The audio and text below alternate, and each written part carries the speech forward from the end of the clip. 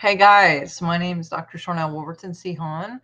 I am coming to you today to talk about loyalty contracts. I'm wondering if you have ever heard of loyalty contracts.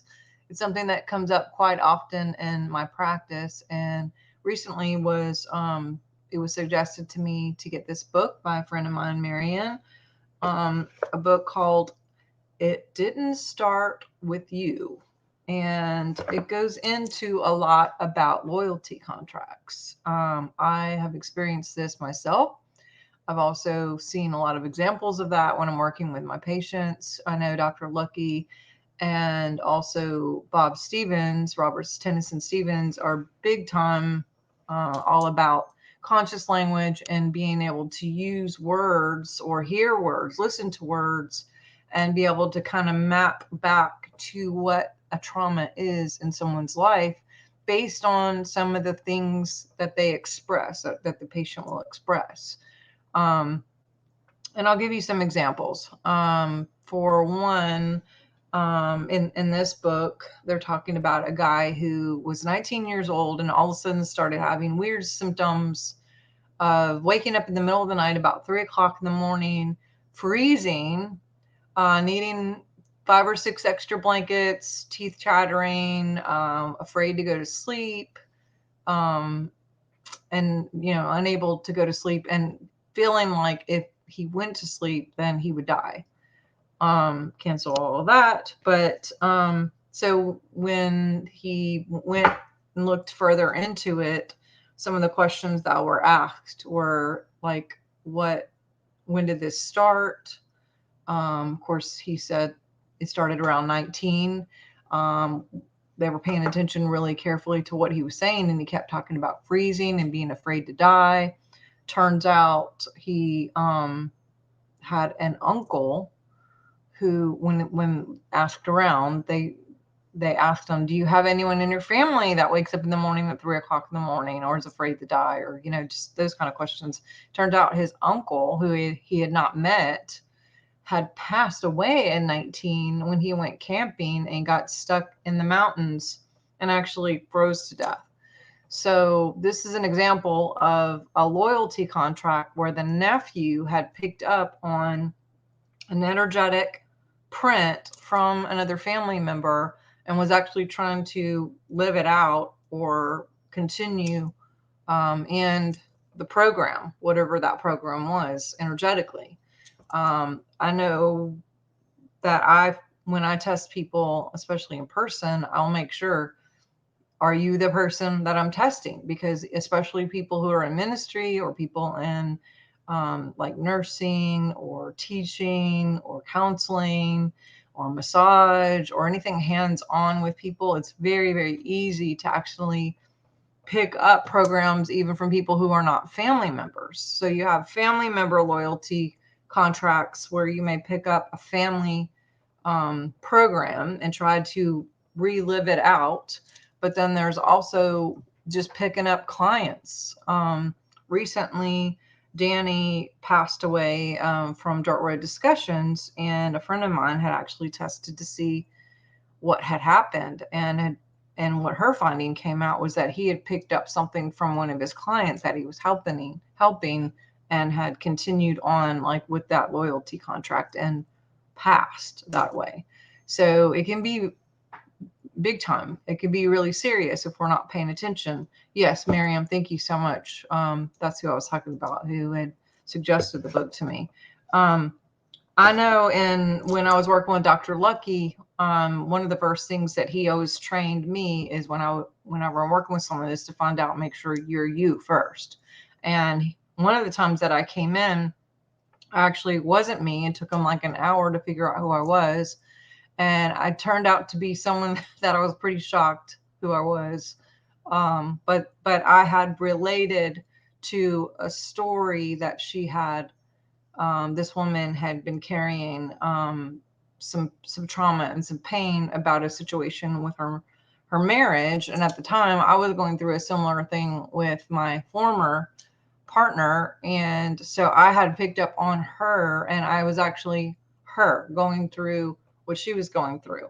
And so it took a minute, and I basically had to work through with Dr. Lucky to get back to me and to clear whatever was going on with her. So we ended up spending like an hour working on her to clear her before I can even get to myself. So I know this sounds like super bizarro, but another example in the book is about a woman who felt like she wanted to commit suicide, and she kept going on and on, but the choice of words that she used were having to do with being incinerated or just vaporized, are words that she used. And when they asked further a little bit about what was going on with her, turned out that she had her grandparents in the Holocaust, and they were about the same age when they were basically put into a stove and literally vaporized around the same time that this woman was having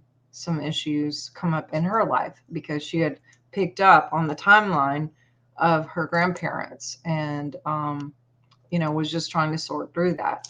I've had other clients that I actually had a client one time that came in who wasn't her, and it turned out that she was her ex-husband's new wife. That's who she tested as. It took me a little bit to find that out. But I was like, who are you? Are you a female? Are you a male? Are you a family member? And on the way over to come see me, she had found out her ex-partner had actually called her and was upset, telling her about how his current wife, his new wife, had cheated on him and how upset he was. And then when the more they started talking, he actually confessed that he cheated on her first, and that she was just getting back on him. And that immediately put my client in a different state of empathy for the wife instead of the husband, because she had been cheated on by this guy. And so it took us like an hour, but we cleared and we got her back to be her. So she wasn't carrying on any loyalty contracts with the new wife. We tend to do this with animals as well, pets, working with all the animals that I work at the shelter, and or just, the ones that I've found or that come to me for rescuing. If we have a ill pet, whether it's cat, dog, horse, whatever, 9 times out of 10, they are picking up on the owner. So I'll say, what's going on with you? If this is going on with the dog or the cat, then they're probably just picking up on you. So let's work on you too. And we work on everyone together. So there's a lot to this. There's a ton more examples. I will give you one more. That's me personally. I had went to go see Dr. Lucky because I had several miscarriages. And actually, I think I was on my second one when I went to go see him originally. Maybe it was the second one. I choose to know. But he kept picking up on something from my grandmother on my mom's side about the fourth child, and just kept going on and on about my grandmother with the fourth child. Well, my grandmother didn't have 4 children. She had 3 children. And so he wanted me to call and confirm that. And, it's kind of a strange question because my mom is the youngest. She would have been the third child. But I did call her and I asked her something about it. And she was like, no, there wasn't a fourth child. And then I called my grandmother, and turned out my grandmother said that there actually was a fourth child, but he had passed within a day or so of being born from pneumonia. And that little boy's name was Samuel. Well, turns out, okay, now to be clear, it wasn't my second one. It was my fourth one, actually, because that's where the story got weird. Is I had just had my fourth one, and it was a little boy, and I had named him Samuel.